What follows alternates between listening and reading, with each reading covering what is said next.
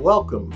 My name is David. I'm your host. You're listening to the last podcast where the first shall be last and the last shall be first. If this is your first time listening, welcome. I hope you enjoy and gain some value. If you're returning, welcome back. I hope you continue to receive tips, ideas, and value that will help improve your life. How you doing out there? I trust all is well with you. Today I want to talk about changing habits. Do you have any bad habits that you would like to get rid of? Well, yeah, well, I'm glad you asked. I got a bunch of bad habits. I drove them all the way out to Hammer Valley, and I tell you, I dropped them off, and when I got back home, them doggone bad habits was on the couch just sitting there eating my food, looking at me like I was crazy. Okay, he had a bad habit. All right, I have bad habits, and I know I still do have bad habits. One of my bad habits when I was coming home from work, I would basically sit down, eat dinner, and then, or run and take a shower, sit down, eat dinner, and then sit in front of the TV for hours. Or for me, most of the time, I would sit in front of my computer for a bunch of hours until I got so sleepy I would actually go to bed. However, I knew that that was a recipe for disaster for me, and to the tune where I ballooned all the way up to 305 pounds. I knew I couldn't continue that crazy routine, and I knew it wasn't good for my health. So I had to find something that would disrupt what I was doing on a daily basis. And that is how I became aware that, okay, I'm overweight. What am I going to do about it? And how do I disrupt my routine or simply change my routine?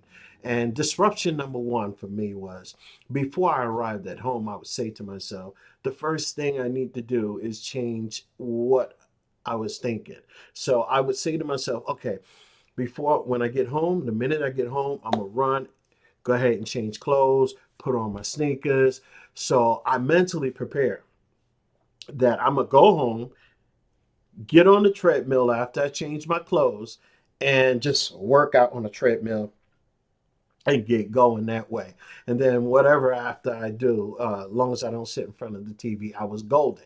So I mentally had to prepare to do those things before I arrived at home. So once I got home, guess what? I already knew what I was going to do, and I don't let anybody get in the way of me changing my clothes and stopping to do something else or whatever. I have to run on that treadmill. Anybody want to talk to me, you can follow me to the treadmill, and basically that's how I got through it. Um, One of the things I realized was the minute I got on that treadmill, it was okay, I'm ready to go. I'm ready to work out. Once you start sweating, once you start getting the blood circulating, you're fine. Instead, in disruption number two, I would say I had to change the verbiage. Everything that I would normally say to myself, like for instance, um, you got to lose weight, you got to work out, you have to eat good, and you have to do some physical activity in order to burn those calories as well. So I had to change my verbiage. Before I got home, I used to say, oh, instead of saying, oh, I'm gonna have to go home and get on a treadmill. I don't feel like it today. No, I make sure that none of that would come out of my mouth or even me thinking. The minute I felt that I was thinking something like that, I had to shut that thought down. And instead of doing something like that, I had to change the verbiage of what I would tell myself. I can't wait to get home. I can't wait to get on the treadmill because I can't wait to lose the weight. I'm going to look good. I'm going to feel good. And you know what I love when I'm done working out on the treadmill because I'm able to breathe a whole lot better. So I started picking those things up and saying that by fortifying me having to work out. So I know one thing that I can do is I could go ahead and do my disruption number one, prepare myself before I get home, knowing that first thing I'm going to do when I get home is basically change my clothes. Second disruption, I'm going to change the verbiage of what I say to myself. Instead of saying all the bad things about, I don't feel like working out, I'm going to change all that to the good things, the benefits of working out, how I feel when I work out, how I'm going to feel, and how I'm going to look. And the great thing about changing a verbiage, you can add uh, an emotion to that because you know how you feel. At least I do. I know how I feel when I'm on the treadmill and then I get off the treadmill. I do feel good. I hone in on that great feeling that I get, and I remember that before I even get in the house. So that's helping me in another instance. And then changing what I'm positively saying to myself reinforces the good habit and routine. So that's one of the reasons why I do that. So far, it's working. There'll be days where you may feel a little overwhelmed and tired, but those days are the most important to show up for yourself. And I believe that even for a few minutes, you get on a treadmill. I realize that I cannot give into a lackadaisical temptation or do nothing at all. You have to do something. Uh, Disruption number three is bad habits, focusing on what I have that's challenging to perform unattractive. So, whatever it is that I don't like about working out, I get rid of that and just look for all the good habits. I look for all the good things. I no longer eat the cookies or the sweets or whatever the case may be. And that's it. That's what I do to disrupt my habits. I'm quite sure you're going to have your own disruption method, but if you choose that, you're definitely will be on point. Um, Before I go into more of what I'm saying, I want to give you a little background or context. I used to smoke cigarettes. Okay, so a pack and a half a day to the tune of, oh my goodness, and it's hard for me to say this because I am an asthmatic and I was smoking like there was no tomorrow. So um, I used to smoke a pack and a half, and I stopped smoking 17 years ago um, by associating smoking with pain. I knew I had to create something drastic to trick myself into thinking something was wrong. Every time I would smoke, I would force myself to cough real bad. And once I started coughing, it was just too much for me to bear.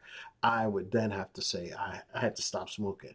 Um, I cannot stand the pain I feel when it makes me cough. Or even 17 years ago, I picked up a cigarette or whatever the case may be. Um, I used to love smoking, but I had to have a cigarette every time I was in the car, when I woke up, right after I eat. So anytime that I had a cigarette, those are the times that I know I needed to disrupt what I was doing. So eating sweets, fried chicken, and all that will cause me to be very obese, just like smoking cigarettes will cause me to have lung issues or whatever the case may be. In order to stop doing the things that I wanted to stop, I had to look at my habits. I had to disrupt my habits, find a way to disrupt everything that I was doing. And for me to smoke, every time I ate, I said, okay, instead of having a cigarette, I had a few sunflower seeds or pumpkin seeds. Every time I got in my car, I had pumpkin seeds. And in the morning was the hardest because every morning for years, I would wake up and the first thing I grab after I done brushed my teeth is a cigarette. So the first thing I had to do in the morning is I had to wait. My disruption method, excuse me, I had to wait. Instead of having pumpkin seeds, because that was just way too early in the morning for me, I would actually wait 2, 3 hours before I had a cigarette. And before I know it, that disruption method worked even better because I would probably wait after a while. You didn't even realize this was happening. You'll go like half a day without even having a cigarette. And guess what? you're like, oh, wow, I didn't even want a cigarette until it's like 2, 3 o'clock in the afternoon. Then it's time to stop smoking. However, it doesn't work for everybody, but it worked for me. So if you are trying to change your habits, I would definitely try to figure out what it is that you can disrupt to change the habits and change it for something good by putting something in its place. I hope that helps you or someone out there start looking at your habits and start looking at what it is that you want to change and how you can disrupt it, change it, and make a better life for yourself. My name is David. You're listening to the last podcast. The first shall be last and the last shall be first. I am so grateful for all of you who listen. Thank you so much and have a wonderful day. Bye-bye.